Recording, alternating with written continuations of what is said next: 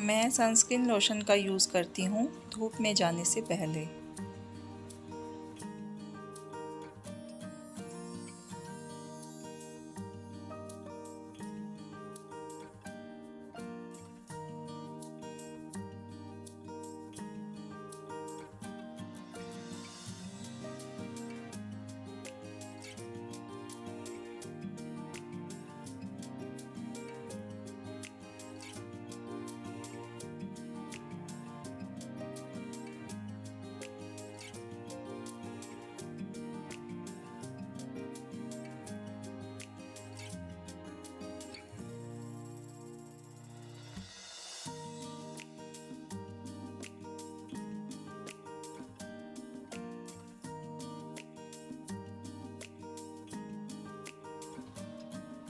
नमस्कार guys, welcome to my new blog.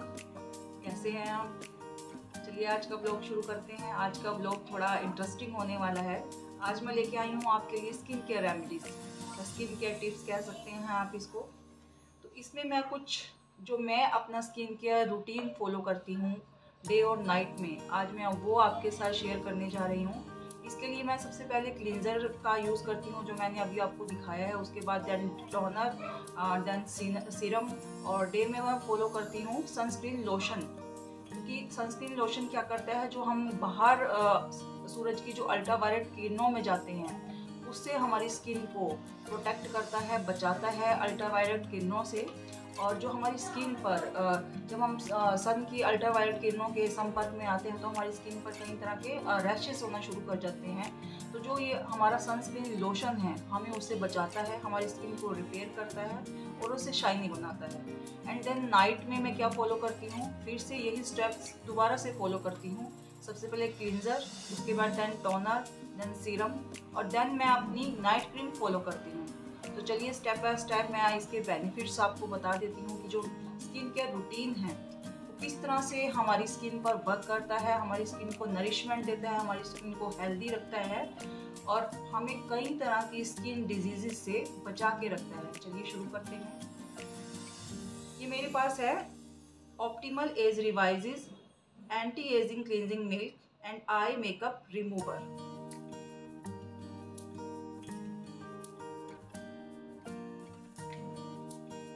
Cleanser का काम क्या होता है, जब हम बाहर के एरिया में जाते हैं या पोल्यूटेड एरिया में जाते हैं तो जो डायरेक्ट गंदगी होती है हमारे चेहरे पर आके चिपक जाती है। तो जो हमारी डेड सेल्स होती हैं कहीं ना कहीं उसे हार्म पहुंचाना शुरू कर देती हैं। जो हमारे रोम छिद्र होते हैं वो खुलना शुरू कर देते हैं और वो खुलने के बाद कहीं ना कहीं गड्ढे बन के हमारे चेहरे पे स्टिल हो जाते हैं।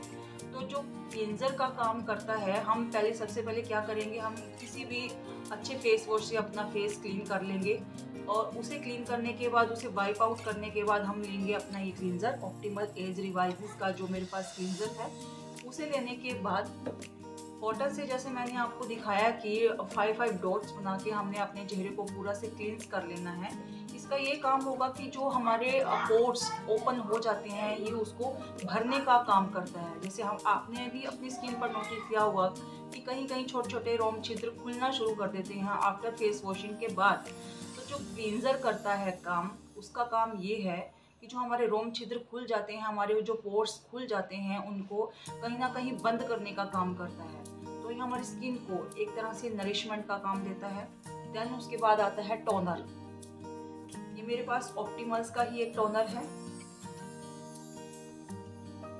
ये है मेरे पास ऑप्टिमल्स का हाइड्रा रेडियंस फेशियल टोनर और ये यूज होता है नॉर्मल टू कॉम्बिनेशन स्किन के लिए। इसके लिए मार्केट में अलग अलग तरह से टोनर का इस्तेमाल किया जाता है। जैसे कई तरह की हमारी उसके लिए जो हम अपना रूटीन शेयर करते हैं, जो हमारा स्किन केयर रेमेडीज हम फॉलो करते हैं, उसके लिए सबसे पहले हमारे स्किन के टेक्सचर को हमने फॉलो करना होगा कि जो हमारा स्किन का टेक्सचर है वो किस तरह से है, हमारी जो स्किन की टाइप है कहीं ऑयली तो नहीं है। अगर ऑयली है तो हमें ऑयली बेस्ड अपना स्किन केयर जो रूटीन है फॉलो करना होगा।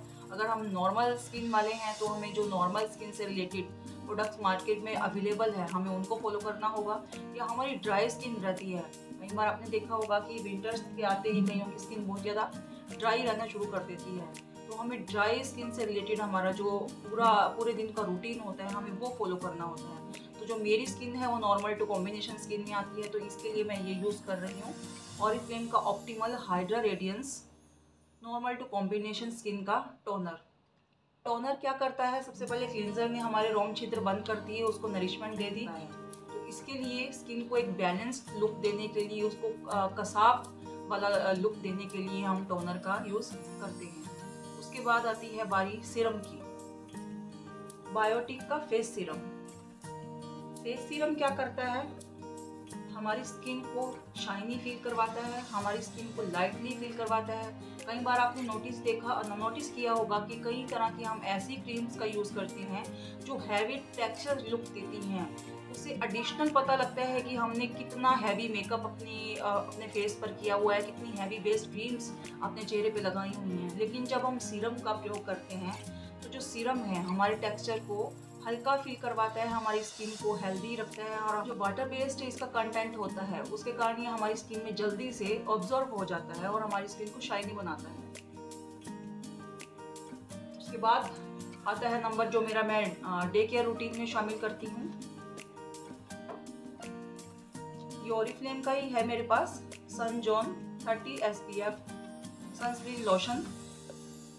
इसका मैंने आपको पहले ही डिफाइन किया है कि जब हम सूरज की अल्ट्रावायलेट किरणों के संपर्क में आते हैं तो हमारे चेहरे पर डायरेक्टली सन रैशेस होने लगते हैं, सन बर्न हो जाते हैं, उसके कारण हमारी त्वचा जली जली सी फील करने लगती है। तो जब हम सनस्क्रीन लोशन अप्लाई करते हैं तो जो हमारी जो सूर्य की जो हानिकारक किरणें डायरेक्टली हमारे फेस पर पड़ती हैं, कहीं ना कहीं उनको स्टॉप कर देता है। वो डायरेक्टली जो हानिकारक उसकी रेज हैं हमारी स्किन पर नहीं पड़ती हैं और उससे भी हमारी स्किन हेल्दी रहती है।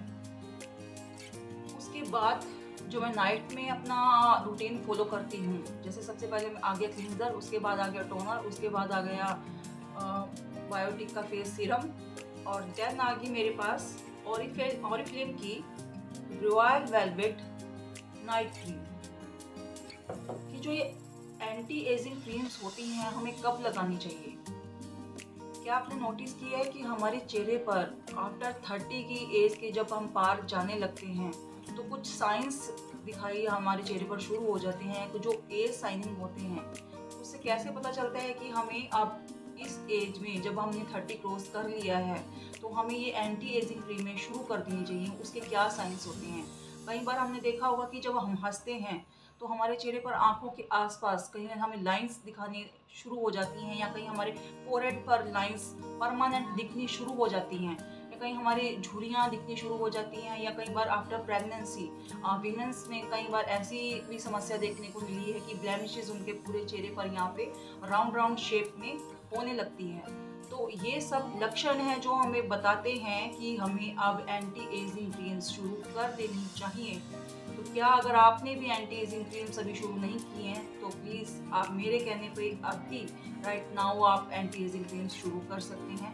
तो उसके लिए जो मैंने ली है मेरे पास जो ऑरिफ्लेम की रॉयल वेलवेट में एंटी एजिंग क्रीम यूज़ करती हूँ। ये कहीं ना कहीं हमारी फाइन लाइंस को रिमूव करती है, उसे नरिश करती है। उसकी इलास्टिसिटी है जो डिग्रेडिंग होना शुरू हो जाती है, कहीं ना कहीं ये उसको भी डिग्रेडिंग लेवल को कम करके उसको स्किन को नरिशमेंट करती है। या कई बार आपने देखा होगा कि हम कई बार स्ट्रेस में रहते हैं या तनाव में रहते हैं तो उसके कारण भी हमारे स्किन पर कुछ डार्क सर्कल्स नज़र आने लगते हैं, कई तरह के पैचेस बनना शुरू हो जाते हैं। कई बार हमारी आईज के नीचे भी कई तरह के दाग आपको नज़र आते हैं, या कई बार हमारे कील मुहासे जो हो जाते हैं वो तो ठीक हो जाते हैं, लेकिन उनके बाद क्या होता है कि कुछ कुछ पैचेस नज़र आने लगते हैं हमारी स्किन के ऊपर। तो वो जो दाग रह जाते हैं उनको रिमूव करने के लिए ये जो रॉयल वेलवेट क्रीम्स है अपने आप में ही एक बहुत अच्छी जो आपकी स्किन को पूरी तरह से नरिशमेंट देती है, पूरी तरह से उसको पॉलिशमेंट करती है। इससे अच्छी क्रीम मैंने अभी तक नहीं अप्लाई की है। तो ये तो हो गया आज का मेरा डे और नाइट का skin care totally repayment nourishment, आप इसे कह सकते हैं मेरा रूटीन। तो अगर आपको भी कुछ इसमें से टिप्स अच्छे लगे तो प्लीज़ ज़रूर फॉलो कीजिए। और मेरी वीडियो में कोई भी टिप्स आपको अच्छा लगा तो मुझे कमेंट करके ज़रूर बताइए, और प्लीज़ मेरी वीडियो को ज़्यादा से ज़्यादा लाइक कीजिए, शेयर कीजिए और सब्सक्राइब कीजिए। मिलती हूँ कल एक नई वीडियो के साथ। Bye bye.